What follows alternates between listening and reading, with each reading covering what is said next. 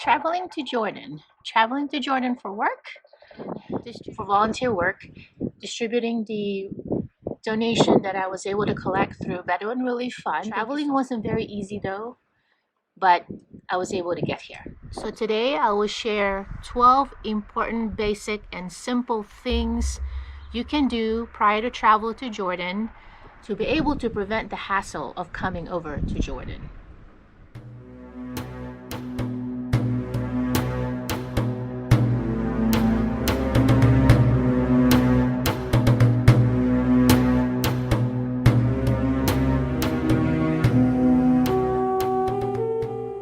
Hello everyone, Salam Alaikum.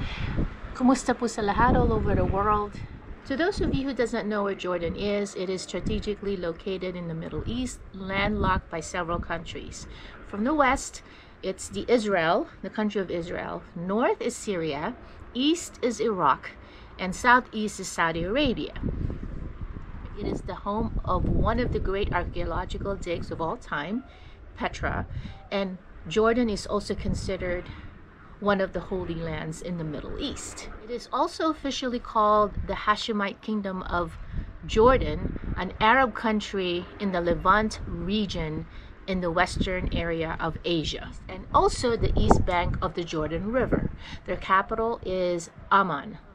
The Jordan country has a size of about 89,342 kilometers, which is about 34,495 square miles, and a population of 10 million people, and that makes Jordan the 11th most populous country in the Middle East. Jordan has been referred as the oasis of stability among the turbulent region. It has mostly been unscathed from the violence around the region since the Arab Spring in 2010. I am here in Jordan, and I would like to let you know, before I talk about the relief fund in the next vlog, I would like to share 12 important things you need to do if you'd like to travel to Jordan now during the pandemic to avoid the hassles of coming over here. Number one, before you consider traveling to Jordan, you need to check the embassy of the country you are from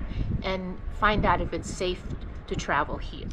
Number two, before you book your flight, you check the Jordan website and find out exactly what their medical requirements are to be able to enter Jordan. Depending on what country you are in, if visa is required, then you might have to apply ahead of time. For the US, you can apply for the visa at the airport for a 30-day visa. You can get it there, and if you want it extended, you can go to the nearest police station when you're approaching the 30th day and get an extension if you'd like to. You can also get a multi-entry visa, which is for 5 years, and get that at the airport if you would like to do that.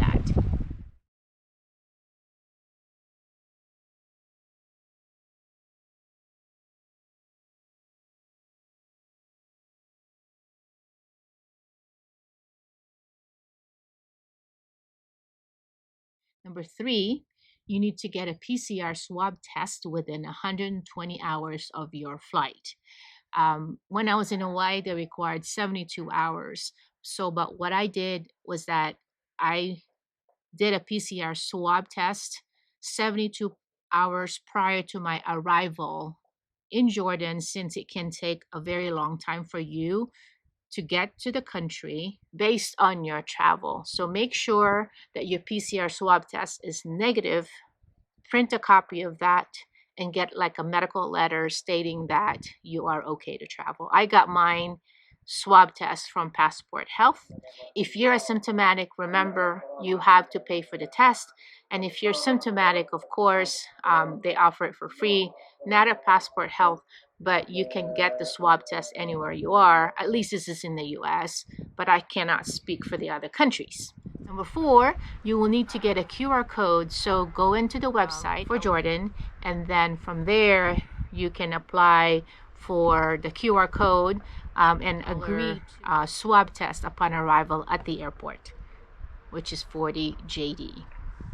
Then you have to print that QR code and the receipt so that you can present that as soon as you arrive at the Jordan airport. Number 5 is you have to acquire a travel insurance and make sure that that travel insurance covers you when you get COVID-19 during your travel. To prepare for travel changes, I booked my flight 1 month prior to my travel, and it changed 6 times. So make sure that you're flexible with your dates. Because of the COVID-19, Jordan is limiting the amount of airline that lands on their airport to avoid the spread of the infection.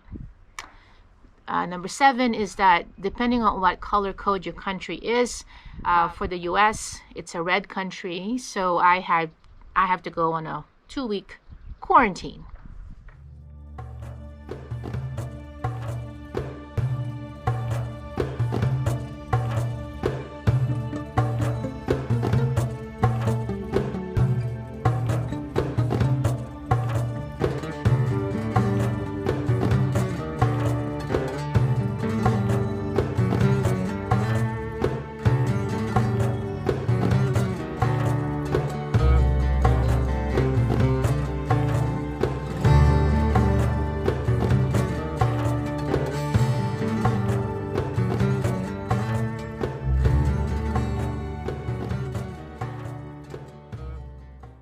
Number 8 is that at the departure airport where you're traveling from, they will make sure that you have all the 3 things that Jordan requires, which are number 1 is the QR code, number 2 is the travel insurance, and number 3 is a negative swab test 120 hours within your flight. All the requirements for Jordan.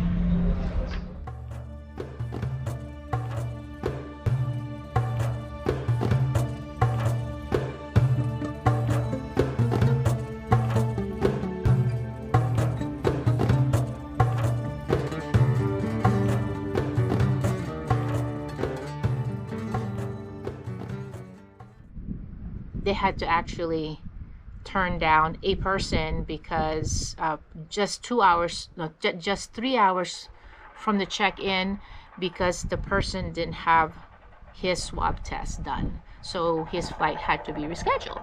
Number 8, once you get to the airport, they will ask for your QR code, and they will obtain a swab test. You can leave the airport, go straight to the place where you're staying at, and then they will call you for the result of your swab test.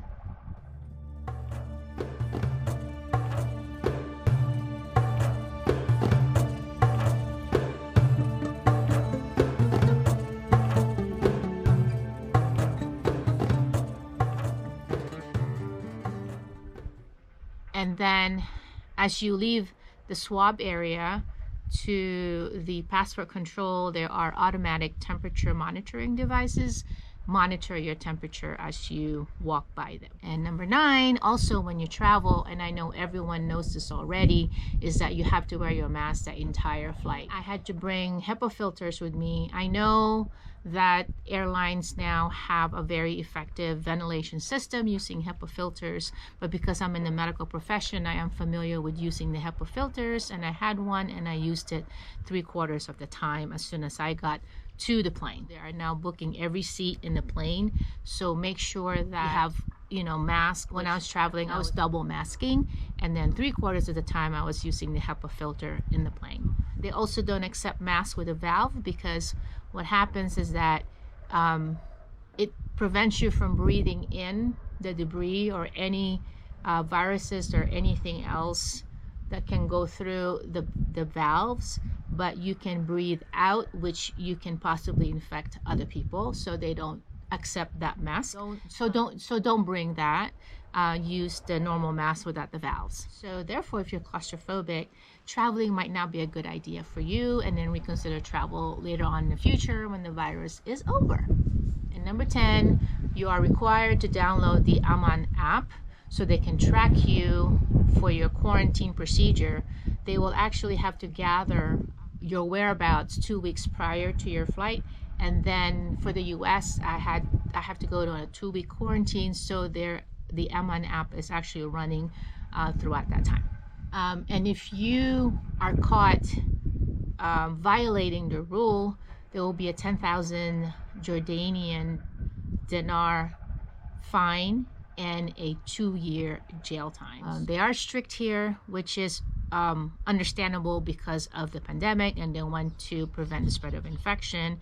And with the rising infection, they want to make sure that they don't add more problems to their country. Number 11 is when you pick a place, make sure that the place is accommodating if you need to go to a quarantine. Also, my advice to you as well is contact the owner of the place, because they can give you discounts as well. So give like a reasonable bargain of how much you can pay, and then just if they're expensive, then just kind of just shop around, because during this time there's not a lot of tourists and they'll be competing against the other places, so you are at the advantage if you're in a budget. And lastly, if you're going to rent a car, you can rent it anywhere. Just pick a company. In Hawaii, you couldn't do that, of course. You have to finish the quarantine. But because they have an app here, renting a car anywhere in any company, you're allowed. That's it, everyone. Those are simple. Good luck to you guys. Stay safe, everyone. Be conscientious of the people around you. Especially yourself. Protect yourself from others. Be compassionate. Lend a hand if you can. So I will see you guys again next time.